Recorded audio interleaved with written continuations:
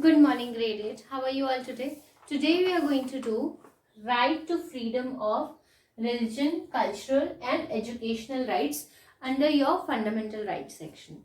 Now, what I want you all to do is open to your course books to Unit 2, Week 4, Content Sheet 2. There you will find fundamental rights.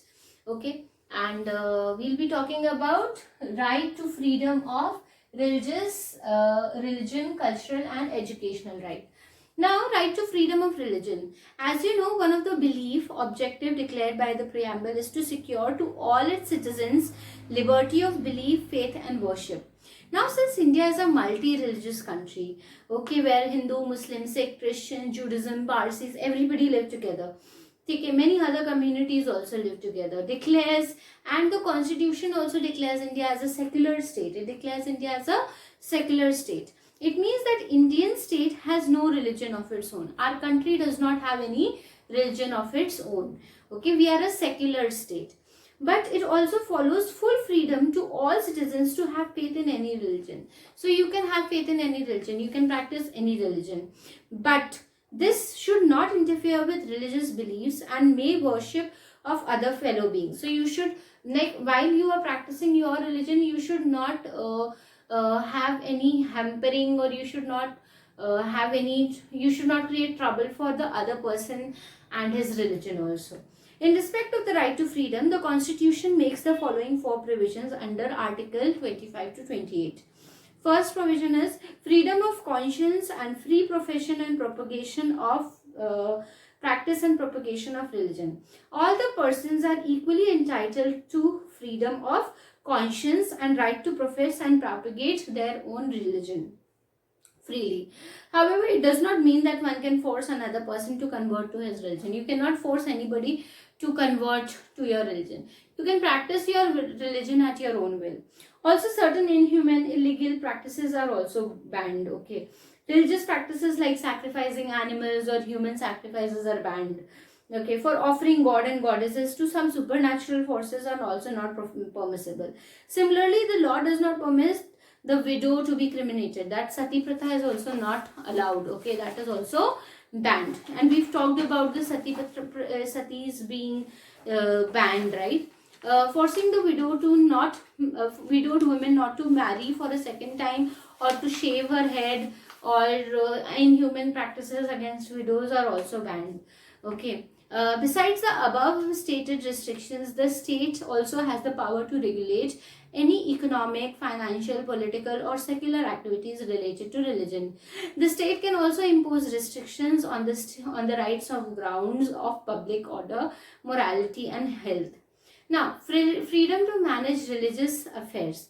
Subject to public order, morality and health, every religious group or section therefore shall have this right to manage its own religious affairs, to establish and maintain institutions for religious and charitable purposes, to manage its own affairs, to its matter of religion. That all can be done by a religious organization. To administer property in accordance with the law. Freedom as to payment of taxes for promotion of any particular religion. No person shall be compelled to pay any tax, the proceeds of which are particularly used in payment of expenses incurred for the promotion of maintenance or a particular religion. So earlier, you remember that in the earlier ancient societies, you used to pay churches taxes to the church and all. Such things are not allowed anymore. You don't pay any tax to any religious institution. Freedom as to attendance at religious instruction or religious worship in certain educational institution.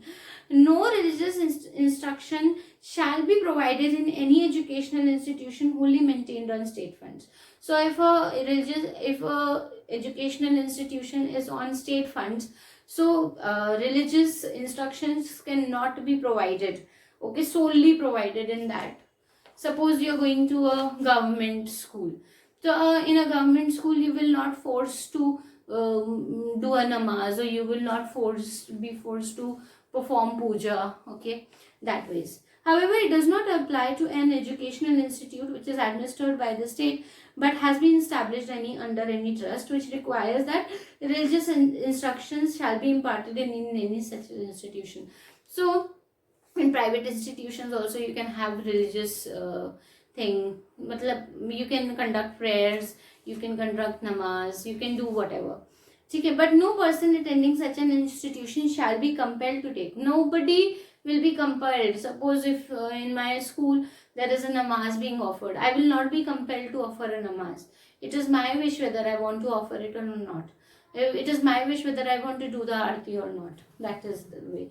In case of a minor, the consent of his or her guardian is essential for such activity. So if there is a minor, if child is below the age of 14, and if such practices are being held in his educational institute, so his parents' consent would be needed. Now, cultural and educational right. India is the largest democracy in the world, we already know it.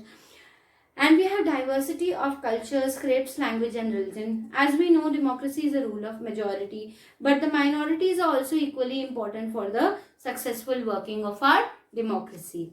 Therefore, protection of language, culture and religious of the minority becomes essential. So that minorities may not feel neglected. Now we need to take care of our minorities, right? Otherwise minorities will feel neglected. Since people take pride in their own culture and language, a special right known as cultural and education right had to be included in the chapter of fundamental rights. In Article 29 to 30, two provisions have been made. Protection of interest of minorities. So you will be protecting the interest of minority. Article number 29 to 30 of your constitution says that any minority group have a distinct language, script or a culture of its own shall have the right to conserve the same.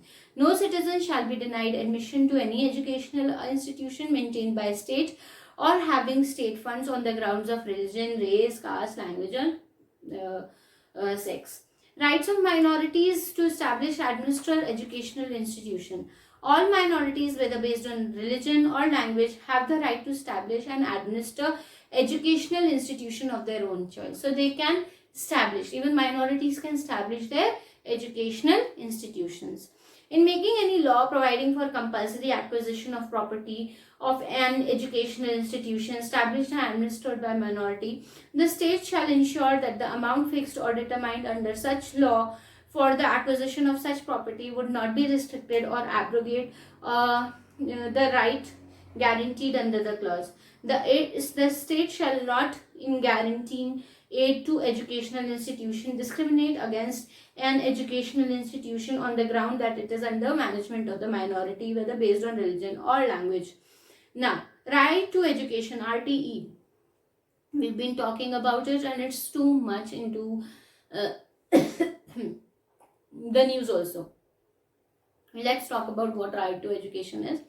The right to education is added by introducing an article 21A in the chapter of fundamental rights in 2002 by the 86th constitutional amendment.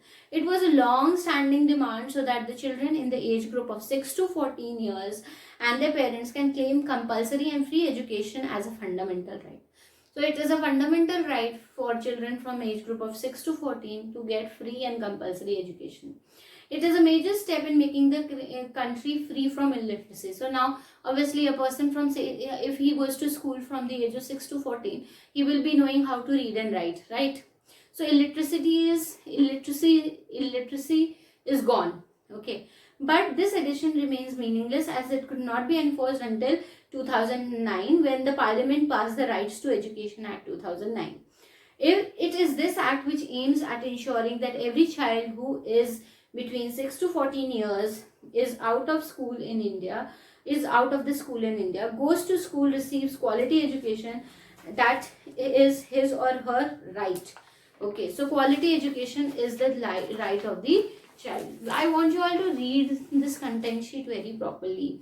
Okay, and I want you all to research about it. I want you all to know what is right to education, what are the minorities, and what are the rights of the minorities, what are the religious institutions, what are the rights of religious institutions. Okay, so these things should be clear to you. Read it very slowly, it needs in-depth understanding. Please come to me if you have any doubt. Okay, happy learning, take care.